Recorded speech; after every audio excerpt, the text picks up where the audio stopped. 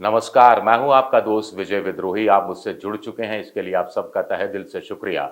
और अगले 8, 10, 12 मिनट में आपसे जुड़े रहने की कोशिश करूंगा। कर्नाटक में एग्जिट पोल आपके सामने है।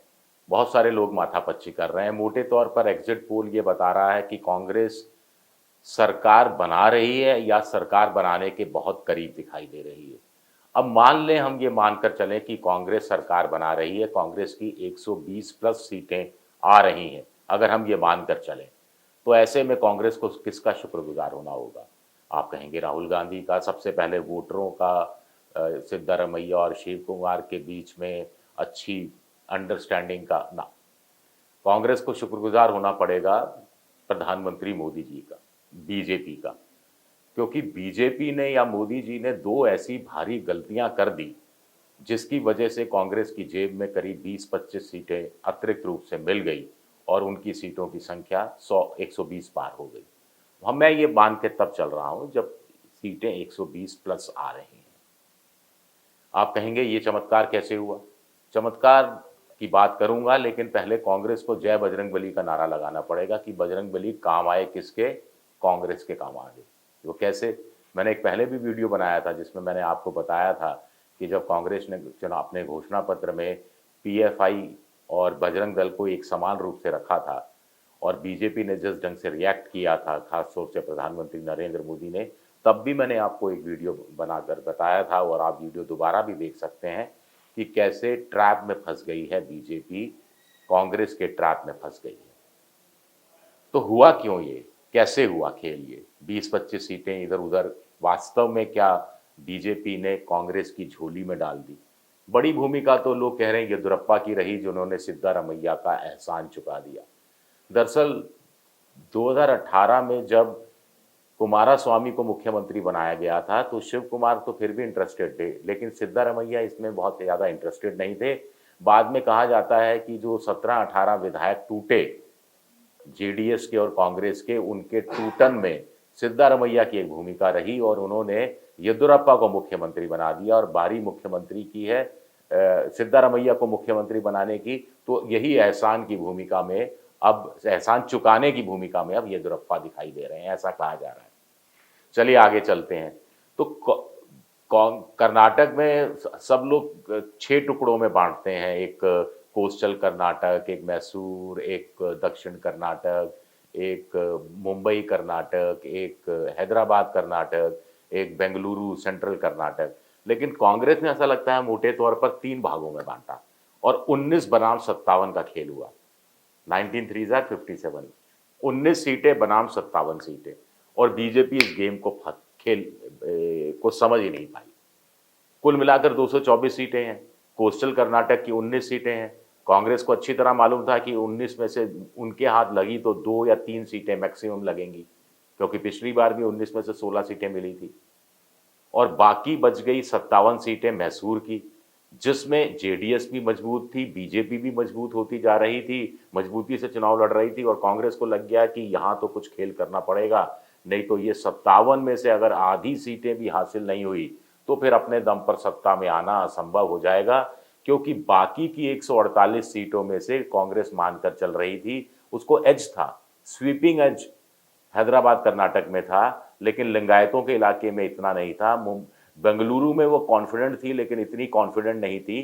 तो कुल मिलाकर कांग्रेस को लग रहा था कि बाकी 148 सीटों में से तो मुश्किल से 90-95 सीटें हासिल हो पाएंगी। कुछ लोग कहते हैं 100 सीटें।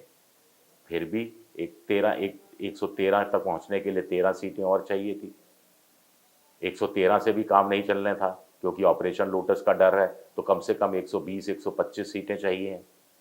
तो ऐसे में कांग्रेस ने खेल खेला 19 बनाम 57 सीटों का और बजरंग दल को बैन करने की बात जानबूझकर अपने घोषणा पत्र में कर दी। क्योंकि कांग्रेस ने स्टडी किया कि मैसूर में मुसलमान हैं ठीक ठाक में, लेकिन कांग्रेस को 60-65% से ज्यादा मुसलमान वोट नहीं दे रहे। 30% के आसपास जेडीएस को वोट दे रहे हैं और बाकी बचे हुए 5-7-8% बीजेपी को वोट दे रहे हैं। ये कांग्रेस ने अपने मोटे तौर पर अनुमान लगाया। तो कांग्रेस को लगा कि जब तक मुसलमान 75 से 80% हमारे साथ नहीं आएगा, तब तक कांटे के मुकाबले में और जेडीएस को उन्हीं के गढ़ में हराने में, क्योंकि एक वोका लिग्गा वोट बैंक उसके साथ चला जाता है, फिर मुस्लिम चला जाता है और फिर जेडीएस सीटें निकाल देता है। पिछली बार भी 37 सीटें बीजेपी ने जीती, जेडीएस ने जीती थी और उन 37 में से 30 या 31 सीटें तो अकेले मैसूर से जीती थी। तो कांग्रेस ने यही सोचकर प्लान चली, यही सोचकर चाल चली और अपने घोषणा पत्र में जानबूझकर पीएफआई के बराबर में बजरंग दल का नाम लिख दिया। बीजेपी ट्रैप में फंस गई। बीजेपी ये समझ ही नहीं पाई कि 19 में से भाई 16 सीटें तो पिछली बार थी, इस बार 19 की 19 आ जाएंगी, लेकिन बाकी सीटें तो दांव पर लग जाएंगी। बीजेपी को लग रहा था सेंट्रल कर्नाटक में भी उनका ये हिंदू मुस्लिम का खेल चल जाएगा, लेकिन बीजेपी के बड़े नेताओं ने आगाह कर पहले से ही कर दिया था। येदियुरप्पा से लेकर तमाम नेताओं ने, खुद मुख्यमंत्री को भी विश्वास नहीं था कि हिंदू मुस्लिम का खेल चल पाएगा, लेकिन बीजेपी का आला कमान गुजरात स्टाइल में सोच रहा था, यूपी स्टाइल में सोच रहा था और खेल हो गया। खेल ऐसा हो गया कि अभी तक के जो आंकड़े बता रहे हैं वो बता रहे हैं कि मैसूर के अंदर कांग्रेस बहुत आगे है और दूसरे नंबर पर, दूर के दूसरे नंबर पर धकेल दिया है जेडीएस को। और ऐसे में माना जा रहा है कि जो क्लोज वाली सीटें हैं, हार जीत का अंतर कम होता है, वो भी कांग्रेस की झोली में ज़्यादा आ रही हैं और यही वजह है कि कांग्रेस 120 पार करती दिख रही है। नहीं, मैं मान के चलता हूं, मैं इस हिसाब से पूरा इस एंगल से पूरी स्टोरी कर रहा हूं कि कांग्रेस 120 प्लस हो गई। अब आगे कहानी एक और इसके साथ साथ जुड़ी हुई ये है कि बीजेपी को लगा कि हर बार वो चुनाव जीतते जीतते रह जाते हैं, यानी अपने दम पर बहुमत नहीं ला पाते, क्योंकि एक लिंगायत और सवर्ण जाति का वोट और थोड़ा बहुत इधर उधर वोट से काम नहीं चलने वाला। वो का लिग्गा वोट बैंक में कसकर सेंध लगानी पड़ेगी और जेडीएस का डटकर मुकाबला करना पड़ेगा। अब जेडीएस का नाराज वोटर बीजेपी को वोट दे देगा, लेकिन कांग्रेस को वोट नहीं देगा, ये बीजेपी जानती थी और बीजेपी को लगा कि जेडीएस को इस बार खत्म कर देंगे। लेकिन बीजेपी को ये नहीं पता था, या पता लगते हुए भी इस बात का वो एहसास नहीं कर पाई कि जेडीएस जितना ज्यादा खत्म होगा उतना ज्यादा कांग्रेस को फायदा होगा, उतना ज्यादा कांग्रेस को फायदा होगा तो फिर कांग्रेस सत्ता के उतना ज्यादा करीब आ जाएगी। अगर जेडीएस के खिलाफ बीजेपी इतनी मजबूती से नहीं लड़ती तो मैसूर में लोग कहते हैं कि कांग्रेस को थोड़ी सी दिक्कतें आती, बावजूद इसके कि उसको 80%, 75%, 70% मुसलमानों का वोट मिलता। तो दूसरी गलती मोदी अमित शाह के आला कमान ने ये कर दी। 2-3 गलतियां और कही हैं उसमें, एक डबल इंजन वाला। देखिए, कर्नाटक में डबल इंजन चलता नहीं है, क्योंकि कर्नाटक का सीमा विवाद है, गोवा से भी सीमा विवाद है, वो नदी का विवाद है, महाराष्ट्र से सीमा का विवाद है। इस समय तीनों राज्यों के अंदर एक ही बीजेपी की सरकार है, डबल इंजन की सरकार है, फिर भी मामला नहीं सुलझ रहा। तमिलनाडु के साथ कावेरी नदी जल विवाद है, तमिलनाडु में भी पहले एआईडीएमके थी, तब भी मामला नहीं सुलटा था।